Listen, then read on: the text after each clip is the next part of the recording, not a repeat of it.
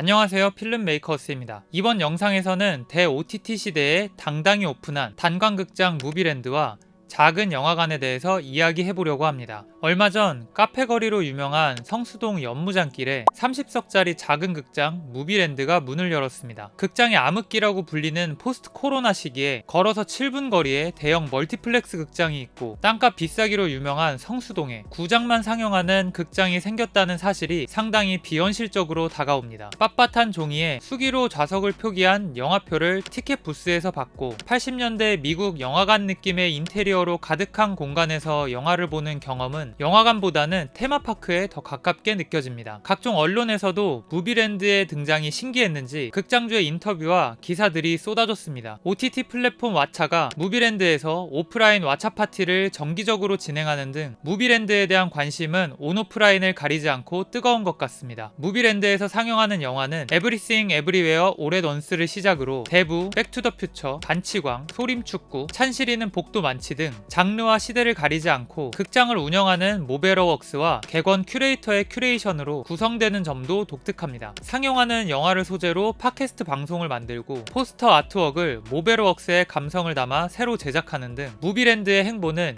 기존 작은 영화관들과 같은 듯 다른 듯 흥미로운 지점이 많습니다. 사실 전국적으로 좌석 규모가 작은 독립예술영화 전용관과 작은 영화관은 이미 130여 곳이 운영 중입니다. 서울은 독립예술영화 전용관 중심으로 33곳이 운영되고 있고 지방, 군, 소도시에는 상업성 부족으로 민간극장이 들어오지 못하는 관계로 국가와 지자체에서 지원하는 작은 영화관들이 70여 곳 운영되고 있습니다. 대표적으로 서울에는 에무시네마, 필름포럼, 아트하우스 모모, 더숲 아트시네마 등이 있고 대기업이 운영 또는 지원하는 시네큐브, 상상마당, 인디스페이스도 있습니다. 대구의 오호극장, 광주의 광주극장, 파주의 헤이리 극장 등을 비롯해 로컬 기반의 극장들도 어렵게 그 명맥을 이어오고 있습니다. 지어진 지 60년이 넘은 강원도 원주의 아카데미 극장은 근대 극장의 원형 보존을 요구하는 목소리에도 불구하고 작년 말 철거되기도 했습니다. 독립예술영화 전용관은 팬데믹 시기를 지나며 휴관이나 폐관된 곳이 적지 않고 작은 영화관 역시 운영을 위해 직원을 줄이거나 다양한 프로그램을 시도하기도 했습니다. 하지만 한번 줄어든 관객 수는 쉽게 회복되지 않고 있습니다. 이렇게 전국적으로 독립예술영화 전용관과 작은 영화관이 어려움을 겪는 와중에 무비랜드가 언론과 관객들의 주목을 받는 이유는 무엇일까요? 저마다 다양한 분석을 내놓고 있지만 기존의 단관 위주의 독립예술영화 전용관을 비롯해 멀티플렉스 극장들과도 비교해보자면 탈전문가적 시선과 탈기술적 경험, 이렇게 두 가지 다른 관점으로 볼 수 있지 않을까 생각합니다. 영화의 역사와 사조, 이를 주도한 감독들과 작품들, 영화 연출론부터 촬영, 편집에 관한 지식까지 독립예술영화 전용관에서 상영되는 영화를 보기 위해서는 갖춰야 할 식견과 관객이 쌓아온 아카이브가 풍부해야 할 것 같다는 선입견이 있는 것이 사실입니다. GV 세션에서는 질문이 아닌 영화적 식견을 과시하는 듯한 발언들이 오가고 이해하지 못한 샷들에 대한 질문 대신 본인의 부족함을 탓해본 적 한 번쯤 있지 않으신가요? 관객은 비전문가라는 핸디캡에서 벗어나지 못하고 독립예술영화에 대한 진입장벽에 부딪히고야 맙니다. 하지만 무비랜드는 영화를 보다가 자도 된다는 엉뚱한 안내와 간식을 먹으러 와도 되고 기념품을 사러 와도 된다는 등 영화에 접근하는 방식이 상당히 자유롭습니다. 상영되는 영화들도 독립영화부터 상업영화, 코미디부터 느와르까지 스펙트럼이 넓습니다. 시네필이 아니어도 누구나 환영하는 극장, 즉 탈전문가적인 시선으로 만들어진 극장인 것입니다.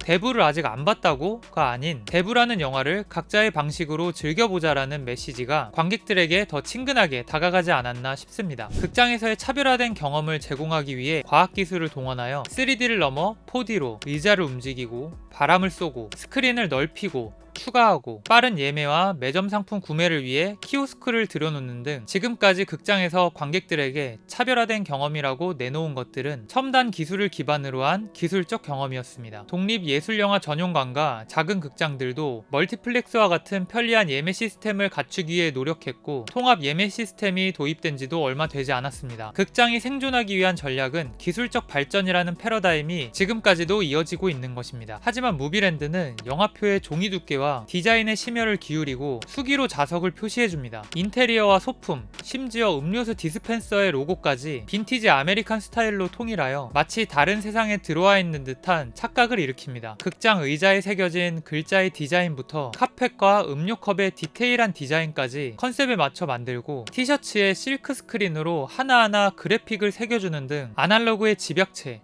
그 자체입니다. 라이브 스트리밍이 아니라 팟캐스트를 선택하고 맨 앞 A열 관객에게는 팝콘과 음료를 무료로 제공하는 서비스까지, 이 모든 경험은 신기술에 기반한 것이 아니지만 관객을 감동시키기에 충분합니다. 어쩌면 이런 탈기술적 경험, 아날로그적 경험이 젊은 세대들에게는 더 매력적으로 다가오지 않았나 싶습니다. 올해 개관 89주년을 맞는 광주 충장로 앞의 광주극장은 멀티플렉스의 공세에서도 살아남은 전국에서 가장 오래된 단관 극장입니다. 이 광주극장에서는 여전히 영화 간판을 손으로 그리는 박태규 화백의 지도하에 시민 영화 간판학교가 8기째 운영되고 있습니다. 참여자들이 직접 그린 영화 간판이 극장 간판으로 걸리게 되는데 모집 공고 하루 이틀 만에 마감이 될 정도로 반응이 뜨겁다고 합니다. 물론 극장 운영에 어려움을 겪는 것은 다른 독립예술영화관과 다르지 않지만 관객이 원하는 경험이 무엇인지 다시 한번 생각해보게 되는 사례인 것 같습니다. 이번 영상이 도움이 되셨다면 채널 구독과 좋아요, 알림 설정 부탁드립니다. 저는 다음에 더 유익한 영상으로 찾아오겠습니다. 지금까지 필름메이커스였습니다.